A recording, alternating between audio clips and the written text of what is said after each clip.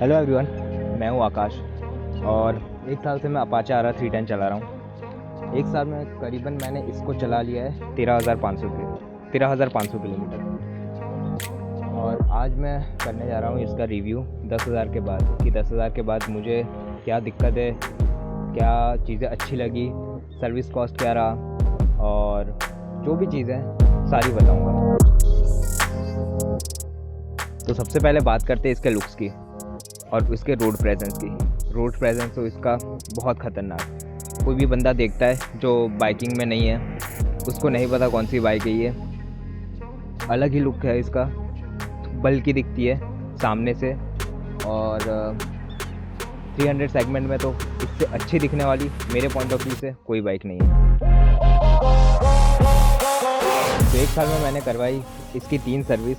एक जो बेसिक होती है पहली वाली 1000 किलोमीटर पे, जिस पे ऑयल वगैरह चेंज नहीं होता, बट मैंने वो करवाई थी 2000 पे और उसमें ऑयल चेंज करवा लिया था। फिर दूसरी करवाई मैंने 7000 पे, उसमें भी ऑयल वगैरह चेंज करवा दिया, सब चेंज करवा दिया। फिर तीसरी करवाई 11,000 के आसपास, जिसमें मैंने ब्रेक पैड्स भी चेंज करवाए। तो पहली 2 सर्विस की मेरे को कॉस्ट आई वो थी कुछ 3500 के आसपास। और जो लास्ट सर्विस थी, तीसरी सर्विस, उसकी कॉस्ट थोड़ी ज़्यादा आ गई ब्रेक पैड्स की वजह से। मेरे को वो पड़ी 7000 के आसपास, जिसमें से 32-3000 के आसपास ब्रेक पैड्स थे। जैसा कि सब लोग कहते हैं कि बाइक लेने में ले लेते हैं बट मेंटेन नहीं कर पाते, ये वो। तो मैं इसका मेंटेनेंस कॉस्ट बताता हूँ। जैसे मैंने सर्विस में बताया, सर्विस में तो इतना लग ही गया। बाकी इसका एवरेज अभी तक मेरे को देता है ये 30 का, तो एवरेज में कोई दिक्कत नहीं है। बाकी एक बार डैमेज हुई थी, आगे का एक पैनल टूट गया था छोटा वाला, वो 1200 का था, वो हो गया। फिर और ब्रेक पैड्स महंगे पड़े मेरे को। बाकी कोई इतना मेंटेनेंस आया नहीं है। सिर्फ एक बार दिक्कत हो गई कि इंश्योरेंस और सर्विस साथ में आ गई। वो बड़ी सर्विस भी थी, उसमें मेरे 7000 चले गए और 5 या 6000 का इंश्योरेंस, मतलब 12-13 हज़ार एक ही महीने में चले गए। वो मेरी बेवकूफ़ी की वजह से ही हुआ। मेरे को सब एक साथ नहीं लेना चाहिए था। जैसे कि एक महीना आ रहा है, उसमें इंश्योरेंस, एक महीने में ब्रेक पैड और उसके अगले महीने सर्विस। ऐसे अगर मैं मैनेज कर लेता तो मेरे को दिक्कत नहीं होती। अब बात करते हैं इसके राइडिंग एक्सपीरियंस के बारे में। तो सिटी टू सिटी अकेले बहुत आराम से चलती है। इसका जो पोस्चर है वो एग्रेसिव नहीं है। ये नॉर्मल बैठे हैं, ये हैंडल पकड़ा है, कमर हल्की सी नीचे है, तो इतना पेन तो नहीं होता। ट्रैफिक में कभी कभी हो जाता है, थोड़ा सा हाथ में दर्द होता है, बाकी कमर में तो कोई दिक्कत नहीं होती। लॉन्ग राइड्स पे भी सेम चीज़, लॉन्ग राइड पे कोई दिक्कत नहीं हुई मेरे को आज तक। कितनी मैंने 200-300 किलोमीटर तक की तो की है इस पर राइड, अभी तक कोई दिक्कत नहीं हुई। कंटिन्यूस भी चला सकते इसको। फिर बात रहे पिलियन के साथ मैंने राइड्स की हुई है। वो करीबन थी 350 किलोमीटर की राइड। उसमें जो मेरी फटके हाथ में आ गई, और पिलियन का भी सेम हाल। पिलियन के कमर में दर्द, मेरे भी पैर और ये हाथों में दर्द ख़त्म हो जाते हैं, दोनों ख़त्म हो जाते हैं। सीरियसली पिलियन के लिए ये बाइक है ही नहीं। इसकी ब्रेकिंग की बात करें तो आज तक तो मेरे को ब्रेकिंग में कोई दिक्कत नहीं आई।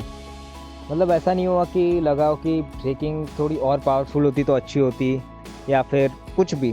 ब्रेकिंग बहुत सही है और इसके ब्रेक पैड्स भी बहुत बहुत बढ़िया है।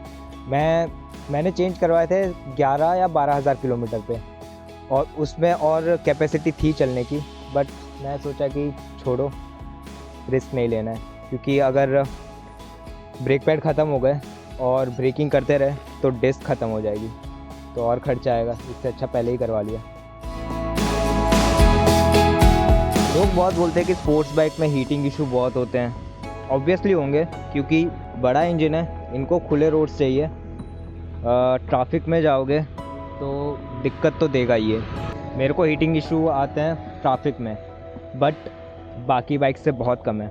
बीच में मैं आरसी लेके गया था, उसमें क्या हो गया, ट्रैफिक था, तो जो राइडिंग बूट है मेरा बहुत मोटा है, उसके अंदर तक फील हो रही थी मेरे को हीट। बट इसमें ऐसा तो आज तक नहीं हुआ कि बहुत गंदी हीट फील हो रही है। और एक चीज़ के बारे में बात करते हैं, वाइब्रेशन।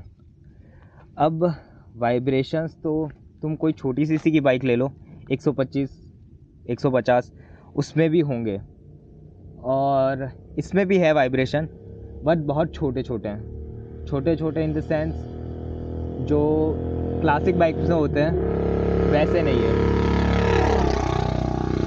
इनके जैसे वाइब्रेटर तो नहीं है इसके जैसा ही है। अब आखिरी बात करते हैं कि मेरे को दिक्कत क्या आई। 1 साल चलाने के बाद मेरे को इसमें दिक्कत ये आई कि जब भी इंश्योरेंस में जाती है तो उसमें बहुत ही टाइम लग जाता है, करीबन 2 महीना। मेरा ब्रेक लीवर टूटा था, हल्का सा टूट गया था। मैंने बोला कि ब्रेक लीवर लगवाना है, वो बोले ऑर्डर करना पड़ेगा, 15 दिन बाद आओ।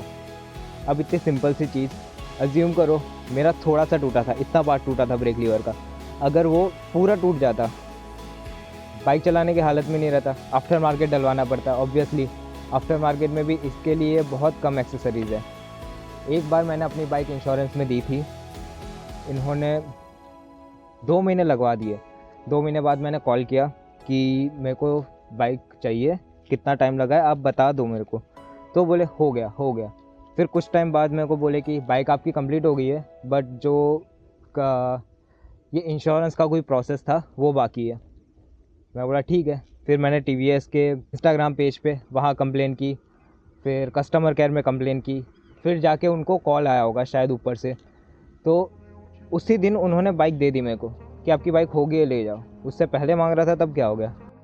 तो यहीं तक था आज का वीडियो। इसमें कुछ बुराई तो नहीं है, बाइक में बहुत ही सही है, 300 के हिसाब से बहुत ही अच्छी है। सर्विस कम में हो जाती है, पावर फिगर्स अच्छे हैं, लुक्स बढ़िया है, और क्या चाहिए। टूरिंग के लिए बहुत सही है। RC और इसमें बहुत फ़र्क है टूरिंग में। RC में टूरिंग करो हालत ख़राब होगी, इसमें हालत ख़राब होने के चांस नहीं है। तो आज के लिए इतना ही रखते हैं। वीडियो अच्छी लगी हो तो लाइक कर देना, सब्सक्राइब कर देना, कमेंट कर देना, जो करना हो जो कर सकते हो मेरी चैनल के साथ कर देना। और राइड हमेशा हेलमेट के साथ करो, हेलमेट बिना समझ लो बाइक चल ही नहीं सकती। चलो bye bye. Take me back to a day when we weren't alone. Take me back to an age when the world felt small.